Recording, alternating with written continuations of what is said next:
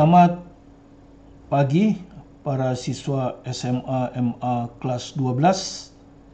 Kita akan lanjutkan dengan rangkaian arus searah. Ya. Kalau kemarin kita sudah menjelaskan tentang konsep seri paralel hambatan ya. Bagaimana menghitung hambatan ekuivalennya dan bagaimana menghitung tegangan atau arus pada suatu hambatan dengan rumus hambatan seri sebagai pembagi tegangan, ya. Dan kita sudah bahas beberapa soal, maka sebaiknya sebelum menonton ini Anda tonton juga seri paralel hambatan part 1 dan part 2. Kita akan lanjutkan dengan hukum Kirchhoff part 1. Ya. Nanti di part 2 hukum Kirchhoff 2 ya. Ini hukum Kirchhoff 1 dan permasalahannya. Jadi hukum 1 Kirchhoff itu berbicara tentang hubungan arus-arus pada suatu titik cabang ya. Jadi dia berbicara tentang hubungan arus-arus pada suatu titik cabang dan ini sudah dipelajari di SMP. Jadi di sini saya hanya memberi contohnya, contoh generalnya saja, tapi tidak membahas contoh soal. Contoh soalnya sudah dibahas di SMP. Ya, kita hanya akan mengaplikasikannya untuk membuat hambatan nanti ya, hambatan ekuivalen. Jadi total arus pada suatu titik cabang adalah 0 ya. Jadi total arus pada suatu titik cabang adalah 0. Jadi sigma I sama dengan 0. Nah, biasanya perjanjiannya itu kalau pakai sigma I sama dengan 0, arus masuk ke titik cabang itu positif. Ya. Perjanjiannya. Jadi kalau masuk ke titik cabang positif, kalau keluar dari titik cabang negatif. Atau yang sudah dikenal di SMP sama saja. Total arus masuk ke titik cabang sama dengan total arus keluar dari titik cabang. Jadi sigma I masuk sama dengan sigma I keluar. Ya. Nah, ini sebagai contoh. Ya. Sembarangan aja, yang penting arus masuk sama dengan arus keluar. Misalnya ini yang merah ini menyatakan arus masuk. Ya, tentu di soal tidak akan ada diwarnain merah. Ini hanya supaya mudah saya menjelaskan. Yang hitam itu arus keluar.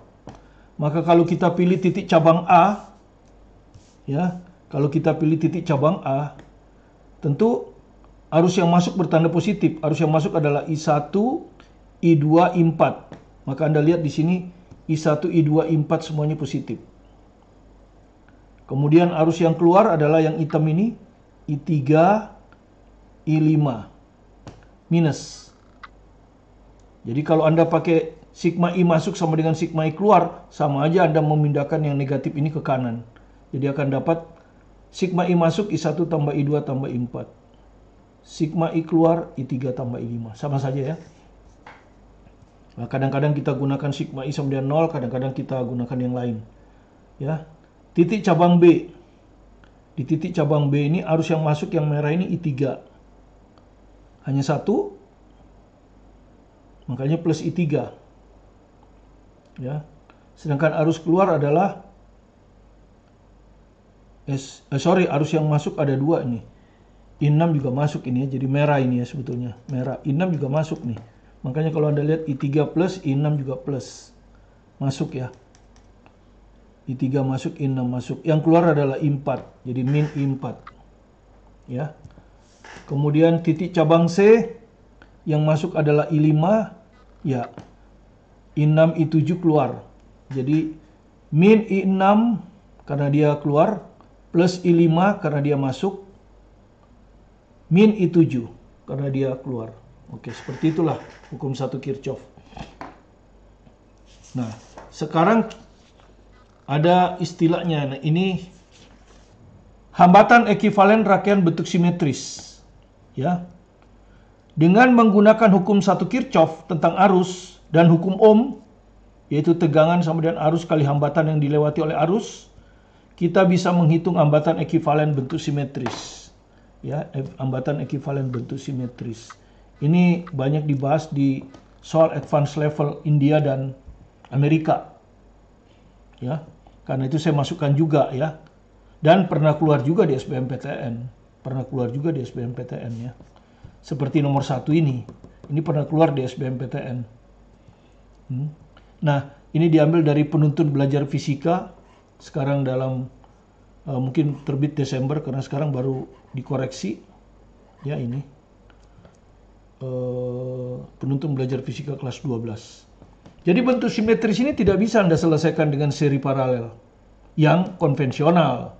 Ya, seri paralel konvensional nggak bisa. Karena tidak langsung kelihatan mana yang susunan seri dan mana susunan paralel. Ya, contohnya lihat, satu ini diambil dari halaman 16 nomor 21 penuntun belajar fisika Martin ini ya. Jadi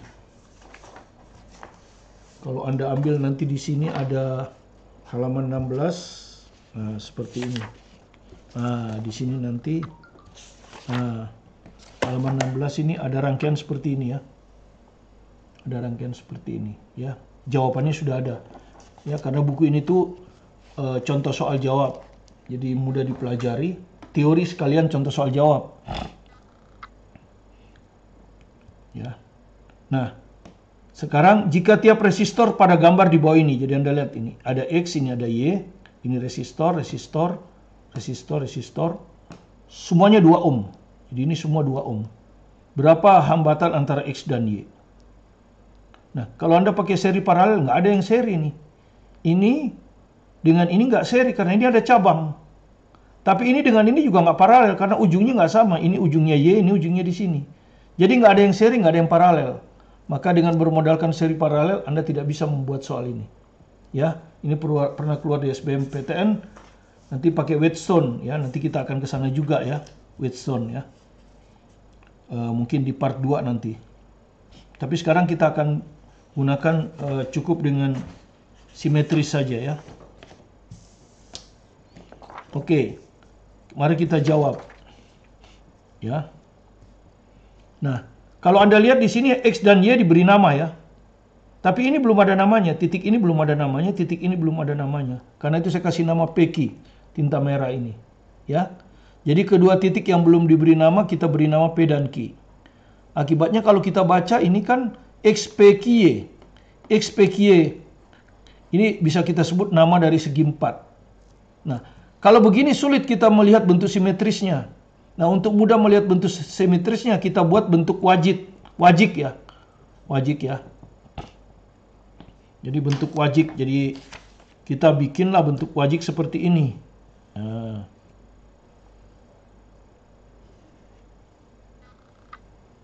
Ya. Di sini X, karena kita ditanya hambatan antara X dan Y, maka kita anggap arus masuk dari X. Ya. Nanti keluar lagi ke Y. Ya. Gitu. Seperti itu.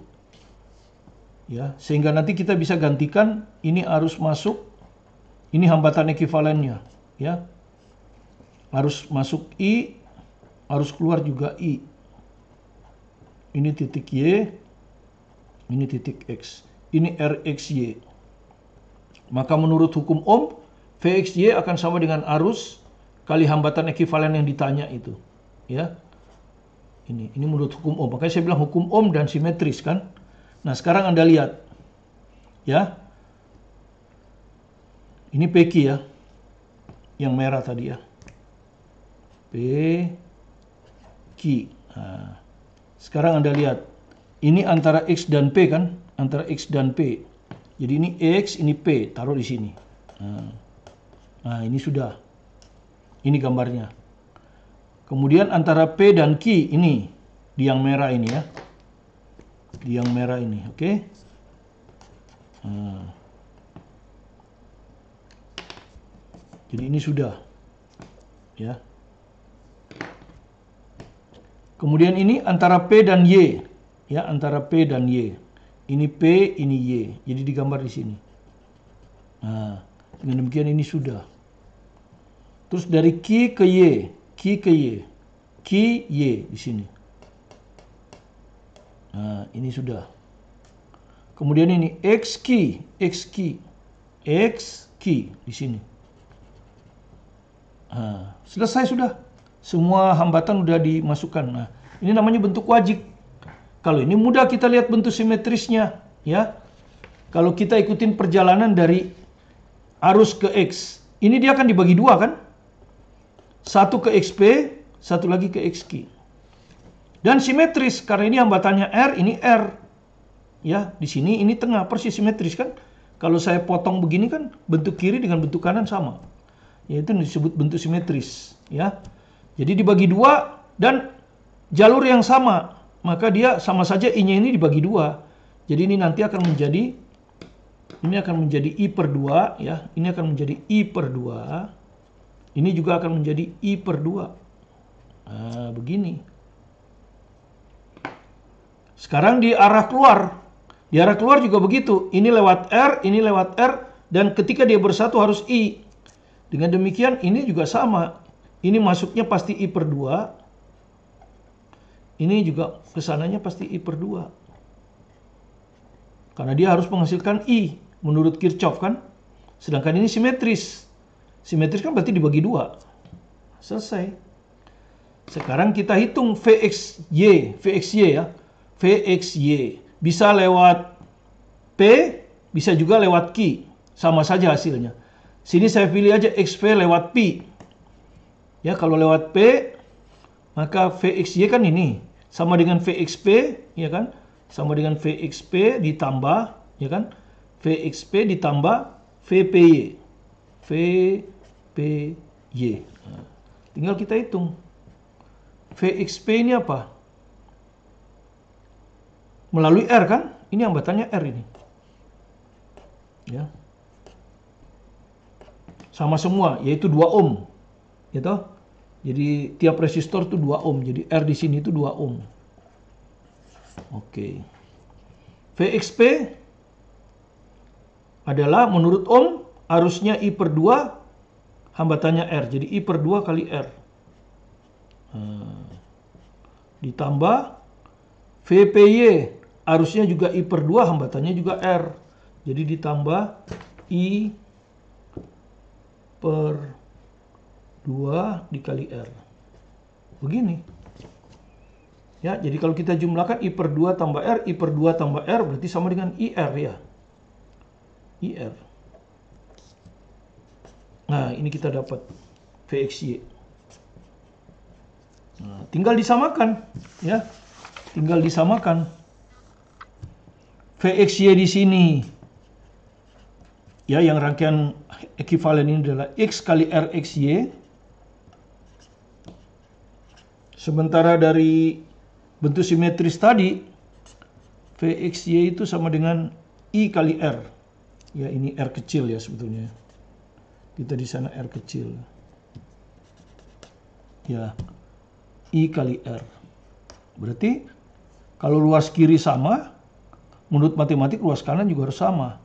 Jadi I kali RXY sama dengan I kali R. Maka I-nya bisa dicoret. Maka hasilnya adalah RXY sama dengan R alias 2 ohm. Ya, jadi jawabannya adalah C ini. 2 ohm, ya. Seperti itu, ya. Ini namanya bentuk simetris, yang mengerjakannya seperti itu. Jadi bentuk seperti ini dirubah ke bentuk wajib. Kemudian kita ikuti perjalanan mulai dari masuk X, I, karena di sini bentuknya simetris ya, tentu kalau ada dua begini dibagi 2. Kemudian di sini juga arusnya akan keluar I juga, karena arus masuk harus sama dengan arus keluar. Ini juga berasal dari ini dan ini, jika dibagi 2 juga. Kemudian kita hitung VXY lewat P, dapat ini dan ini. Oke, kita lanjutkan. Nomor 5. Nah, ini juga ada di buku textbook India ya, dan textbook advanced level Amerika ya. 12 hambatan masing-masing 6 ohm. Jadi semua ini sama, 6 ohm. Dipasang pada tiap rusuk kubus. Jadi Anda lihat tiap rusuk kubus dipasang R ya. Tiap rusuk kubus dipasang R. Ya. Berapa hambatan ekivalen antara titik A dan titik B? Jadi arus masuk di sini, keluar di sini. Ya, hampir sama. Kalau Anda lihat ini bentuknya simetris, ya. Simetris ya. Ini kan diagonal ruang ini. Kalau Anda lihat bentuk yang ke sana dengan bentuk ke sini sama. Simetris. Ya. Nah, karena simetris, maka saya akan mengikuti perjalanan dari A ke B. Dari A ke B. Ya, saya akan mengikuti perjalanan dari A ke B. Jadi kita akan mengikuti arus yang berjalan dari A ke B, ya A ke B. Tapi saya pilih lewat CD ya. Saya pilih lewat CD. Jadi maksudnya gini, A, C, gitu, ke C sini, terus ke D. Jadi A, C, D, B, baru dia ke sana, ya. Gitu. Bisa aja Anda pilih A, P, R, B ke sana boleh, atau A, P, Q, B ke sana boleh. Hasilnya akan sama. Saya kebetulan milihnya di sini. Arus setelah A ke C, setelah C ke D, dan setelah D ke B. Nah, sekarang saya akan cari arus komponennya. Oke, Anda lihat ya. Arus di sini. A, masuk ya A. Apa yang terjadi ketika dia masuk di A? Ya. Dia akan terbagi 3 kan? Satu ke C. Ya, di C dia sudah bercabang kan? Satu lagi ke E. Sebelum dia bercabang lagi kan? Saya nggak urus ini, makanya saya nggak pasang R-nya. Kemudian satu lagi ke P. Sebelum dia bercabang. Nah, kalau Anda lihat, terbagi 3 dan hambatannya sama. Ini hambatannya R, ini hambatannya R, ini hambatannya R. Maka menurut Kirchhoff, ini pasti dibagi 3. Jadi arus yang AP ini I per 3. Ya. Gitu. Arus yang kita perlukan kan arus ini kan, I per 3. Ya. Jadi seperti itu ya. Jadi A ke C, kita yang perlukan A ke C. Jadi A ke C ini I per 3. Ya. Yang lain lagi AE I per 3 juga. Kemudian A ke P ini juga I per 3. Ya, tapi yang kita perlukan yang merah ini ya. A ke C. Udah ya, dapat A ke C. Sekarang di C, apa yang terjadi di C? Arus akan terbagi 2. Ya kan? Akan terbagi 2 arus ini, ya kan? Akan terbagi 2. Nah, satu ke sini, satu ke sini. Masuknya di sini tadi I per 3 kan? Di sini tuh masuknya I per 3. Ya, ini kan I per 3. Kemudian terbagi 2. Ya. Dan hambatannya juga sama. Berarti I per 3 ini akan dibagi 2, ya toh? I per 3 akan dibagi 2. Nah, ini hasilnya menurut matematik kan, kalau bagi kan berarti dibalik setengah gini ya. Jadi harus jadi I per 6. Jadi ini akan menjadi I per 6 ini. Yang kita perlukan kan ini. Ini akan jadi I per 6. Nah, yang ini juga I per 6. Tapi yang kita perlukan yang merah ya. Yang merah ini. Sudah sampai di D dia. Ya. Sekarang di D. Nah, kalau di D dia kan sudah mau keluar ya. Jadi D itu ini ngikutin ini. Ya. Di sini arus masuk ke B. Ya, dari D. Kemudian dari C juga, dari Q juga masuk ke B. Kemudian dari R juga masuk ke B. Ya, baru dia keluar I. Maka menurut Kirchhoff tentu kalau arus ini kita jumlah, semuanya harus sama dengan I. Dan arus ini semua simetris. Ini melalui R, yang ini juga melalui R, yang ini juga melalui R. Berarti supaya menghasilkan I, maka ini pasti I per 3. Ya, ini pasti juga I per 3. Maka yang merah ini pasti juga I per 3. Yang kita perlukan yang merah kan? Karena kita mau lewat. I per 3 juga. Ya, jadi dari D ke B I per 3. Dari C ke D I per 6. Dari A ke C I per 3. Itulah perjalanan yang akan kita ikuti ya. Jadi kalau Anda lihat perjalanan saya dari I ya. I masuk ke A. Kemudian pergi ke C. Ya. Dengan I per 3. Jadi ini I per 3. Nah, ini nggak nyambung ya, ini nggak nyambung.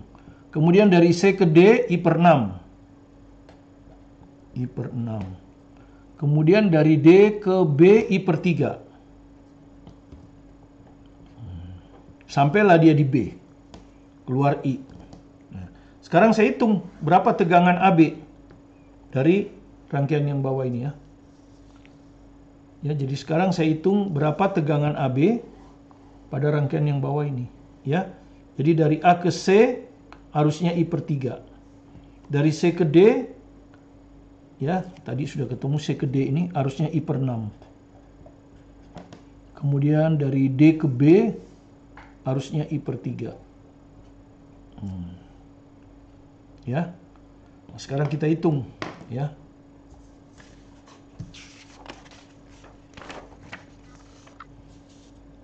Kita hitung ya. VAB ya, VAB ini akan sama dengan VAC ditambah VCD ditambah VDB. Itu. VAC harusnya I per 3, hambatannya R. Jadi ini I per 3 kali R. Ditambah VCD harusnya I per 6, hambatannya R. I per 6 kali R. VDB I per 3, hambatannya R. Nah, begini. Maka hasilnya ini IR per 3, ini IR per 6,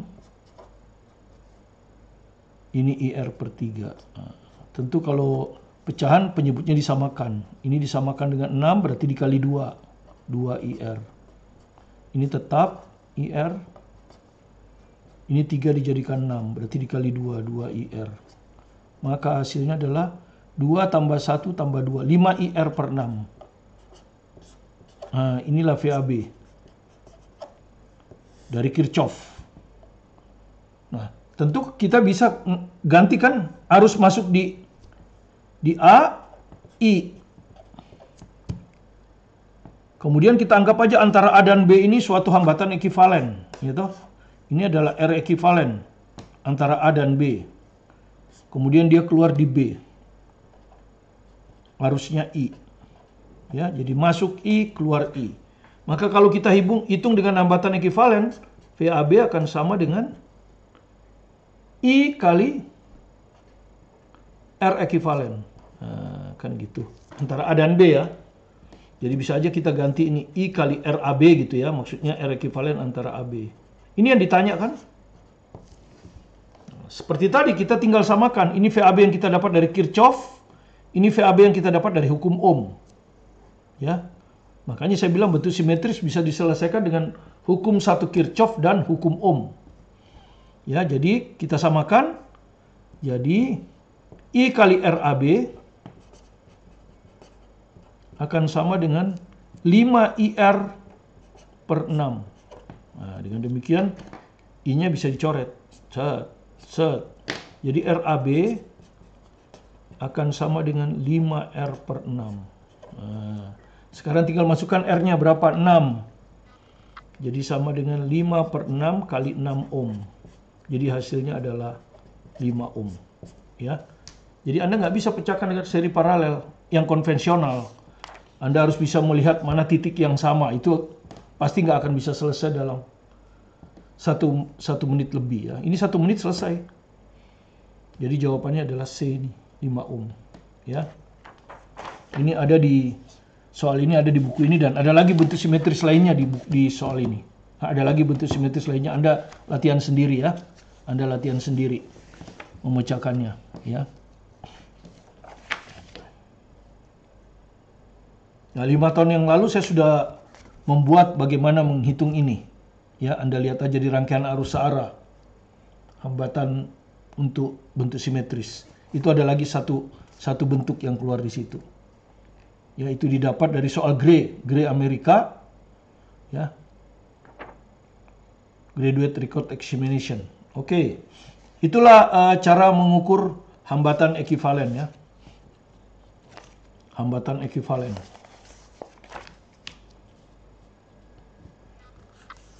Bagaimana menghitung hambatan ekivalen yang tidak bisa diselesaikan dengan seri paralel konvensional, tetapi diselesaikan dengan melihat bentuk simetris itu bagaimana pembagian arusnya dari awal sampai akhir dengan hukum 1 Kirchhoff, kemudian yang satu lagi dengan hukum Ohm. Kalau antara dua titik itu kita bisa gantikan dengan sebuah hambatan ekivalen, maka tentu dia mengikuti hukum Ohm, V sama dengan I kali R.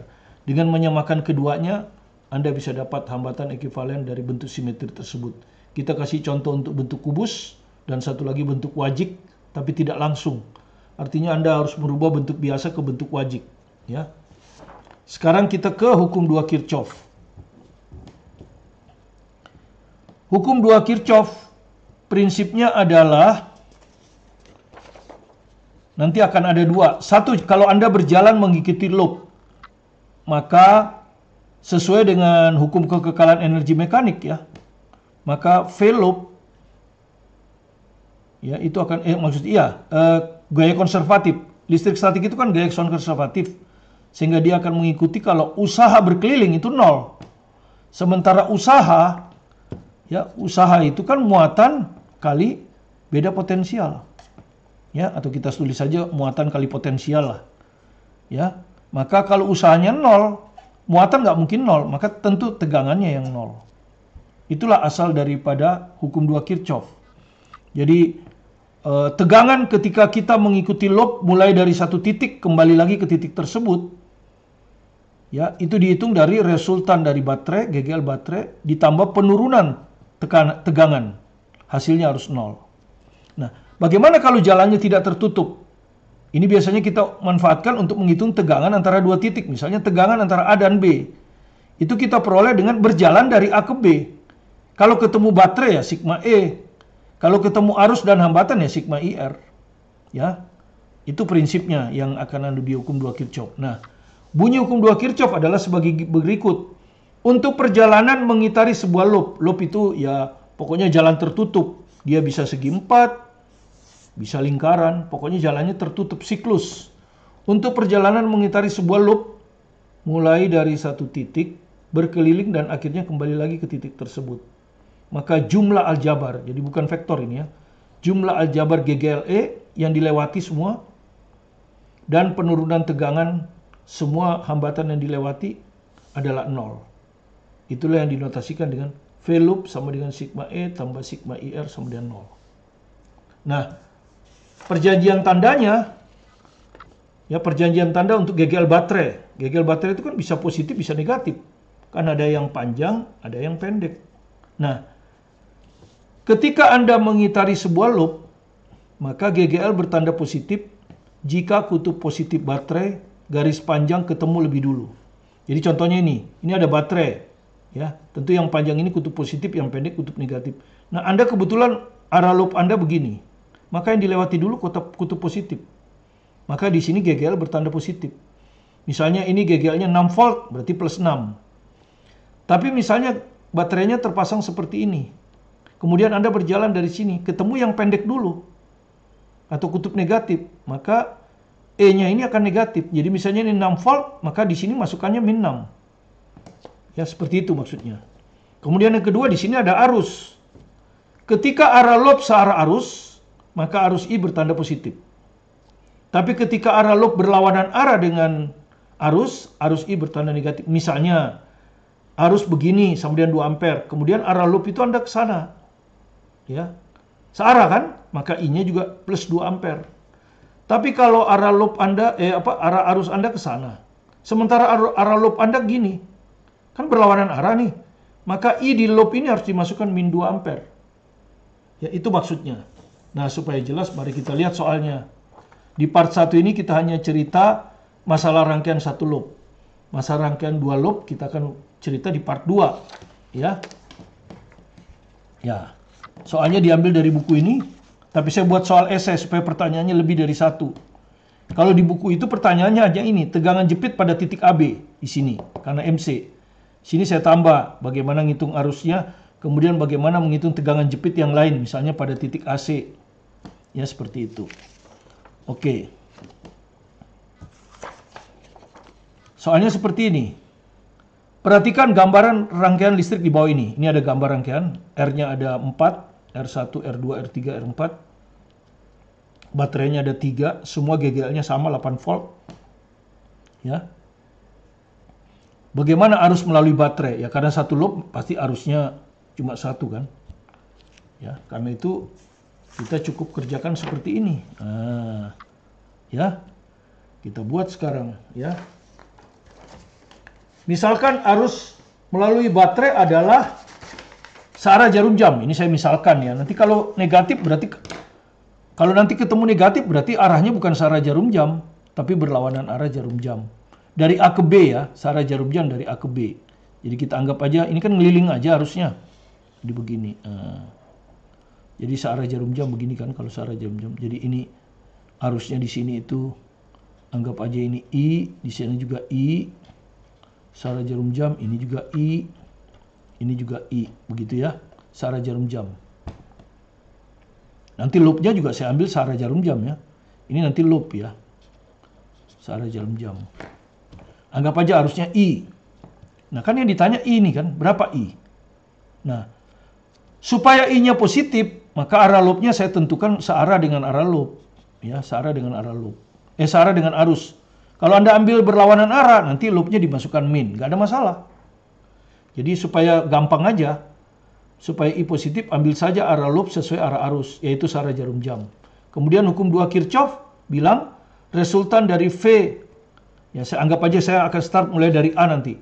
Maka ngelilingnya A, B, C, D, A. Nah ini, A, B, C, D, A. Jadi balik lagi kan, sama dengan 0. Nah, untuk jalan mengitari loop A, B, C, D, E, nanti Anda akan ada 2 tegangan. Yang satu dari baterai, ini tentu dari baterai kan. Yang ini pasti dari hambatan. Kan gitu. Oke. Sekarang yang GGL dulu. Ya, GGL ini lihat. Ya. Kita jalan GGL. Kutub apa dulu yang dilewati? Garis pendek kan berarti min. Nah, jadi nanti masukannya itu min E1. Ya. Min E1 ya. Saya nggak masukkan angkanya dulu. Min E1. Sorry yang hitam ini. Ya kan? Min E1.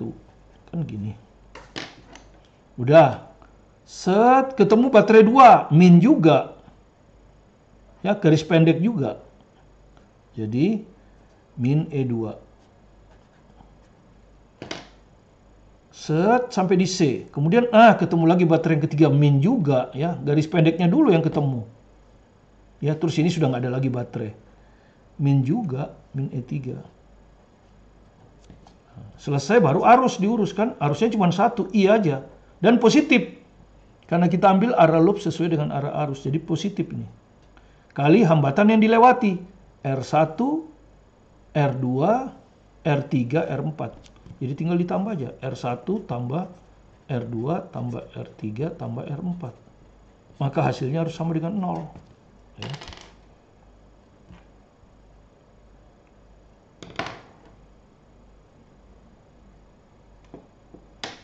Oke. Masukkan aja.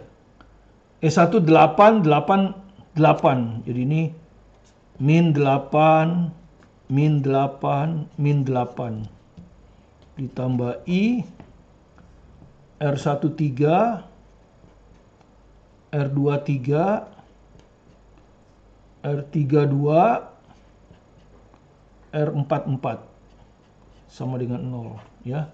Ini tuh soal UN 2019 ya. Ini tuh soal UN 2019 ya.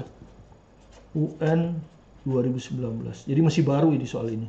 Tapi yang ditanyakan hanya yang di B. Tegangan jepit pada titik AB. Nah, dengan demikian kita bisa dapat ini min 24 ya toh. Ditambah 3 tambah 3 6 10 12 tambah 12 I sama dengan 0. Maka dari sini kita dapat I-nya sama dengan 2 ampere. Ya. Kebetulan positif. Positif artinya betul arus sesungguhnya lewat seperti ini. Tapi kalau ini hasilnya negatif, berarti arusnya bukan ke sana tapi ke sini. Nah, itu hanya arah, besarnya sama. Oke, arus sudah kita dapat. Sekarang tegangan jepit pada titik AB. Ya. Oke, tegangan jepit pada titik AB. Jadi jalan dari A ke B berarti, ya. Jalan dari A ke B sekarang, ya. Pertanyaan B. Nah, ini yang ditanyakan di UN 2009 ya. Jalan dari A ke B.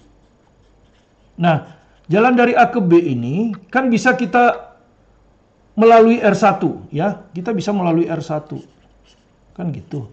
Tapi kita bisa juga jalan dari A ke B ini bukan melalui R1, tetapi melalui R4. Nah, kalau melalui R1 kita searah I ya. Kalau melalui R1 ini kita searah I. Sehingga I-nya nanti bertanda positif. Tapi kalau jalan dari A ke B melalui R4, ya, kan berlawanan arus kan? Ini berlawanan I. Jadi di sini I-nya akan negatif, kalau di sini I-nya positif. Nah, tentu lebih mudah yang ini ya. Jadi tentu lebih mudah yang ini. Karena I-nya juga positif. Jadi kita tinggal lihat VAB ya. VAB. Baterai dulu, ketemu baterai dulu. Baterainya cuma satu tuh. Ya, cuma E1 dan ketemu dari A ke B ini ketemu min. Jadi min E1. Ditambah I, kan ditambah karena searah. Hambatan yang dilewati dari A ke B hanya R1. Hanya R1. Selesai. Jadi tinggal dimasukkan. Min E1-nya tadi berapa? 8 ya, 8. Harusnya tadi udah ketemu 2. Kemudian R1 3. Jadi ketemu min 2 volt. Nah, begitu ya. Min apa artinya? Berarti tegangan A lebih rendah dari B. Ya, kalau min itu artinya tegangan A lebih rendah dari B. Nah, di soal pilihan ganda di UN 2019 itu 2 volt jawabnya. Ada 2 volt, 4 volt, 6 volt, 8 volt, 10 volt gitu ya. Maka ini jawabannya. Oke? Anda nggak percaya? Saya nggak percaya sama Anda nggak percaya sama saya. Oke, kita dari A ke B sambil sekalian latihan ya. A ke B tapi berlawanan arah dengan arus.